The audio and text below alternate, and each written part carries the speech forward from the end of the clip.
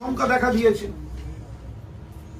প্রথম প্রশ্ন, এই 12 পাতার ফর্ম একজন মা বোনকে তার জেনুইনিটি দেখার জন্য কি প্রয়োজন, তার সংসারের খুঁটিনাটি এইভাবে তথ্য সংগ্রহ করা হচ্ছে কেন? 2, লক্ষ্মীর ভান্ডার কবে থেকে দেয়া হয়েছে, কত মাস অব্দি দেয়া হয়েছে আপনারা জানেন। অন্নপূর্ণা ভান্ডার 1 জুন থেকে দেওয়ার কথা, মে মাসের বকেয়াটা কোথায়?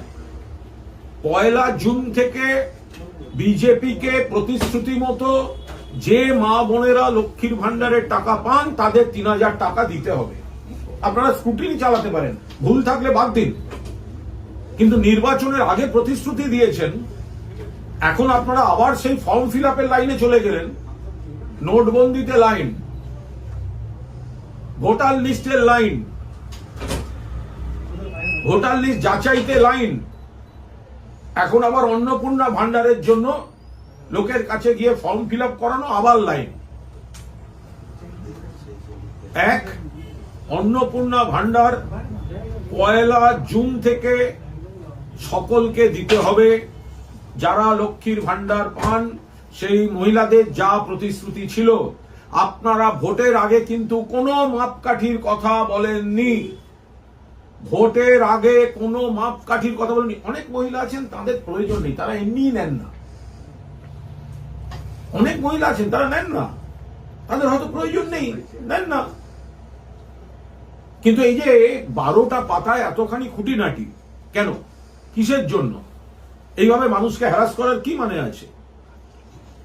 এরপরেরটা তাহলে কোন মাস থেকে দেবেন, কবে দেবেন? যে মাস থেকে দেবেন সেই মাস থেকে কি মে মাসের বর্ধিত বকেয়াটা পাওয়া যাবে? সেটাও তো দিতে হবে। শুধু কথা জাগলারিতে ভুলিয়ে এত কোটি মানুষ পান, সেখানে কার ভুলে কার অন্যায়ে কোন পুরুষ পেয়েছেন বাদ দিন না মশাই, কে বারণ করেছে? এত বড় একটা সিস্টেম, কে কোথায় এসব করে রেখেছে অপকর্ম বা ভুল, যাই হোক। কিন্তু বিরাট সংখ্যক মানুষকে যে বাদ দেয়া, এই বাদ দেয়াটা কিন্তু আপনাদের প্রতিশ্রুতিতে ছিল না।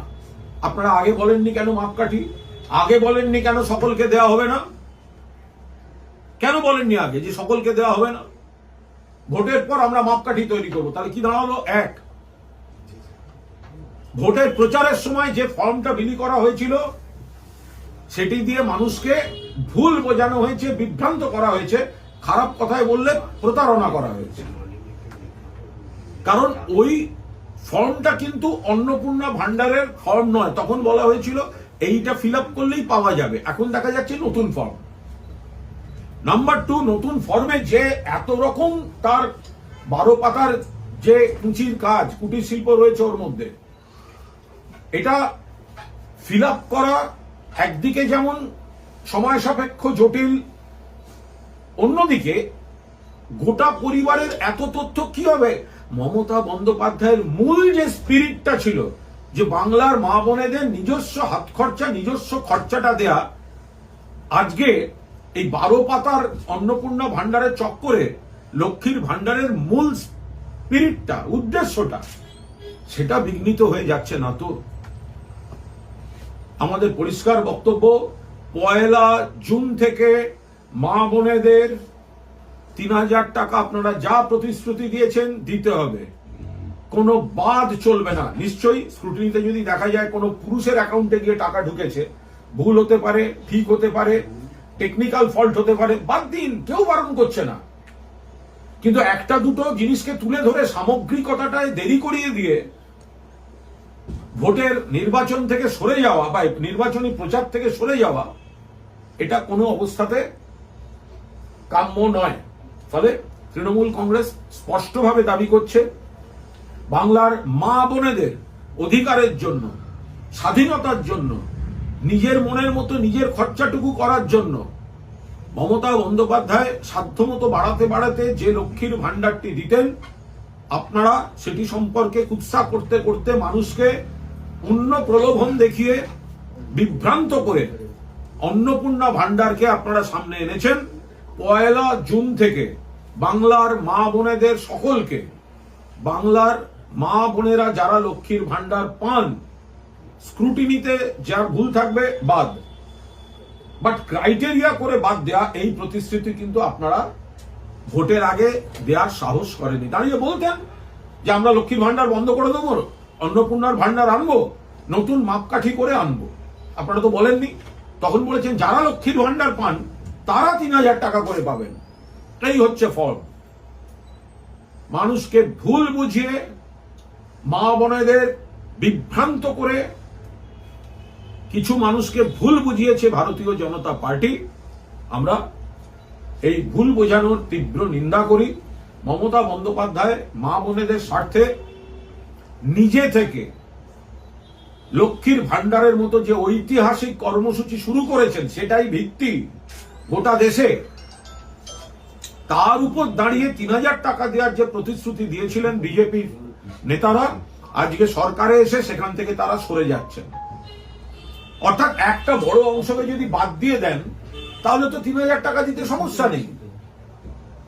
আর মমতা বন্দ্যোপাধ্যায় ধরা যাক, ওনারা বলতে চাইছেন কি, এখন অব্দি আমরা যা জেনেছি যে সরকার পোষিত টাকাও যিনি পান কোন সংস্থার, তিনি এই টাকাটা পেতে পারেন না। তো তাহলে এরকম অনেক অর্গানাইজেশন আছে। আমাদের প্রশ্ন, তাহলে কি আশা কর্মী দিদিরা পাবেন? তো কারণ তারা তো সরকারেরই পান। আবার এখন এরা বলছেন সরকার পোষিত বা সরকারি কোনো ব্যাপার পায়, তাহলে তারা লক্ষ্মীর ভান্ডার পাবেন না। তাহলে আশা কর্মী যে দিদিরা আছেন তাদের বেতন এমনিতেই কম, আগে আরো কম ছিল। মমতা বন্দ্যোপাধ্যায় সাধ্যমতো যেটুকু করতে করতে গেছেন, তার সঙ্গে হয়তো লক্ষ্মীর ভান্ডারটা একটা সাপোর্টিং একটা অ্যামাউন্ট হিসেবে যোগ থাকতো।